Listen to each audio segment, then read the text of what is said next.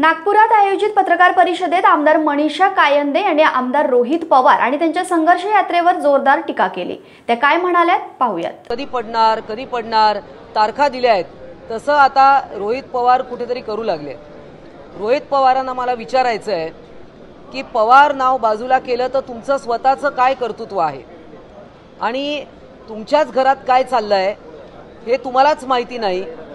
तुम्ही स्वतःच भ्रमित अवस्थेत आहात आणि या अशा भ्रमित अवस्थेत तुम्ही कोणती तरी यात्रा काढली आणि त्या यात्रेमध्ये तुम्ही दिसत होता युवकांचे काहीतरी प्रश्न, परंतु मला तुम्हाला विचारायचं आहे, तुम्ही निवडून आलेले लोकप्रतिनिधी आहात, तुम्हाला हे सभागृहामध्ये पाठवलेलं आहे, तर युवकांचे प्रश्न मांडायला तुम्हाला यात्रा कशाला काढायला पाहिजे?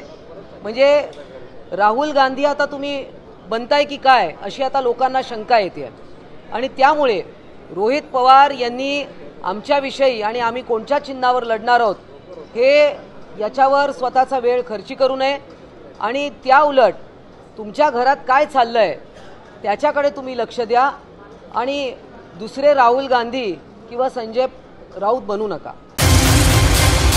ध्यास बातमीचा शोध सत्याचा, पाहत रहा निर्भीड न्यूज।